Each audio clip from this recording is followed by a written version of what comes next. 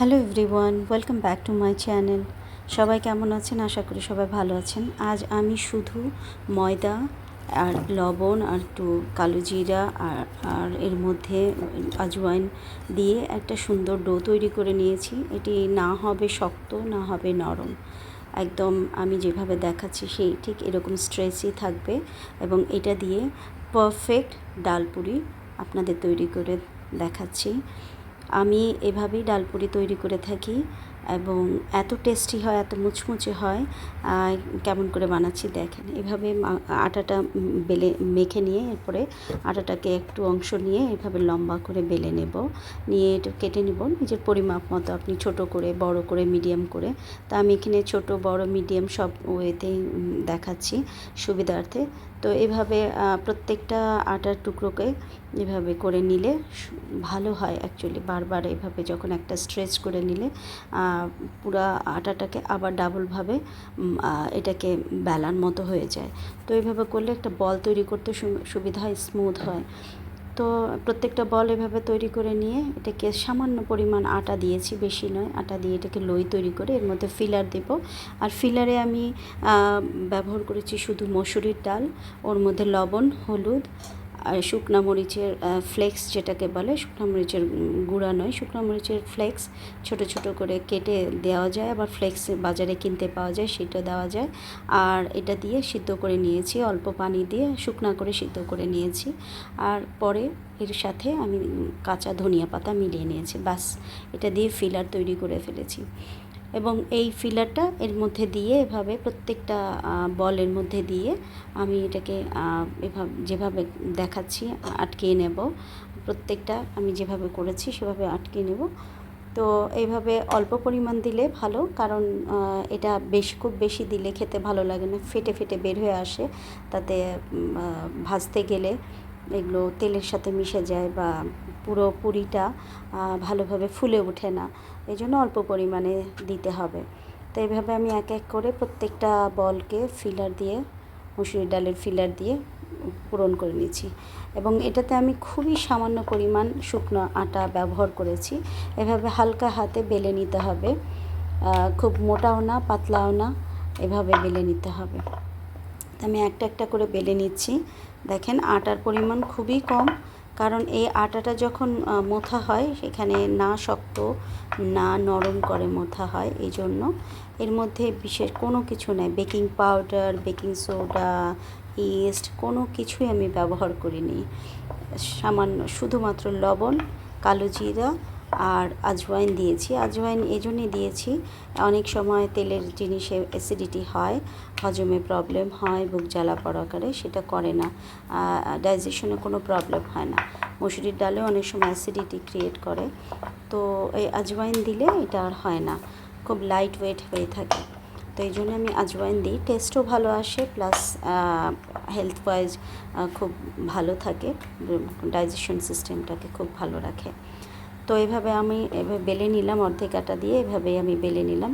আমি কীভাবে ফ্রাই করছি আমি দেখাবো, কীভাবে প্রত্যেকটা ফুলে ওঠে।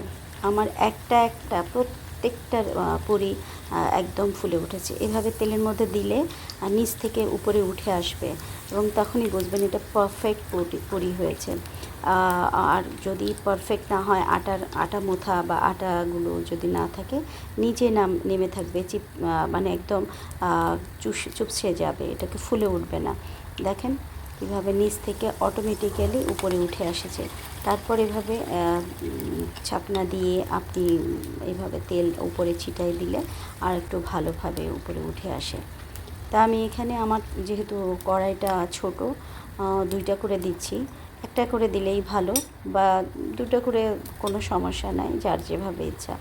তো এভাবে এক এক করে আমি প্রত্যেকটা পুরি ভেজে নিচ্ছি আপনাদের দেখানোর সুবিধার্থে। কয়েকটা ভেজেছি, দেখেন প্রত্যেকটাই আমার একদম ডুমো ডুমো হয়ে ফুলে উঠেছে যেমন। এবং এই ফুলে ওঠাটা পরে কিন্তু চুপসে যাবে না, আমি আপনাদেরকে সেটাও দেখাচ্ছি।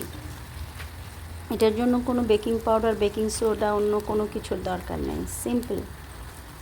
এবং এটা এত টেস্টি, এত মুচমুচে হয়, আপনারা করে খেয়ে দেখবেন।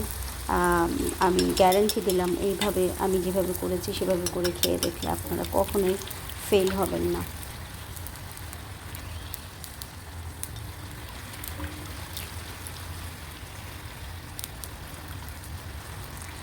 তো আমি এভাবে প্রত্যেকটা ভেজে নিয়েছি। দেখেন এভাবে আমি আপনাদের সুবিধার জন্য বড় ছোট মিডিয়াম সব করে দেখাচ্ছি, এবং এটাকে আমি এখন আপনাদের সামনে একটু ভেঙেও দেখাবো ভিতরটা কীরকম ফাঁকা থাকে, ভিতরটা একদম হোল হয়ে থাকে এবং ভিতরে এমটি থাকে। আপনি ওর মধ্যে শসা টমেটো বিভিন্ন স্যালাড ভিতরে ঢুকিয়ে খেতে পারেন, যা ইচ্ছে যেভাবে খুশি খেতে পারেন।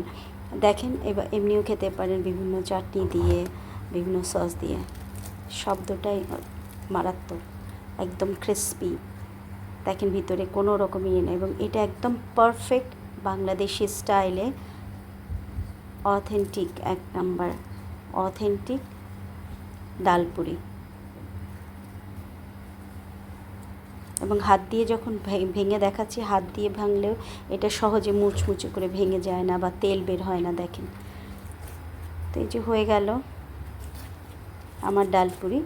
আর এরপরে আমি এগুলো করার পরে বাকি যেগুলো ছিল সেগুলো আমি কিভাবে প্রিজার্ভ করেছি সেটাও দেখাচ্ছি। হোপ আপনারা করে দেখবেন, ভালো লাগবে। এবং অবশ্যই আমাকে কমেন্ট করে জানাবেন কেমন লাগলো, আপনাদেরটা কেমন হয়েছে, জানালে খুব খুশি হব। এবার দেখেন আমি একটু হাত দিয়ে মুঠো করে ভেঙে দেখাচ্ছি।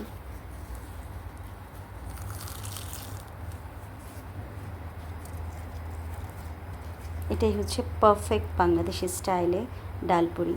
এরপর বাকি যেগুলো ছিল সেগুলো কিভাবে স্টোর করা যায় সেভাবে এইভাবে তাওয়ায় আমি একটু সেকে নেব, জাস্ট অল্প একটুক্ষণ দিয়ে 1 সেকেন্ডের মতো দিলে অপর পিঠ হয়ে যায়। সেকে নিয়ে এটাকে প্রত্যেকটা জিনিস সেকে নেব, নিয়ে যেগুলো যে কয়টা আমি স্টোর করে রাখবো সেগুলো সেকে নিয়ে আমি আলাদা একটা পাত্রে উঠিয়ে রাখবো। ঠান্ডা হলে এটাকে আমি স্টোর করে নেব একটা বাটিতে বা পাত্রে, স্টোর করে ফ্রিজ আপ করে ফেলবো।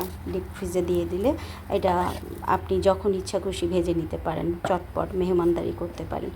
তো হয়ে গেল আমার ডালপুরি, সিম্পল, খুবই সাধারণ এবং অল্প কিছু দিয়ে।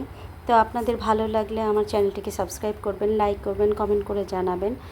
আবার দেখা হবে পরবর্তী কোনো ভিডিওতে। সেই পর্যন্ত ভালো থাকবেন, সুস্থ থাকবেন, আমাদের জন্য দোয়া করবেন। আল্লাহ হাফেজ।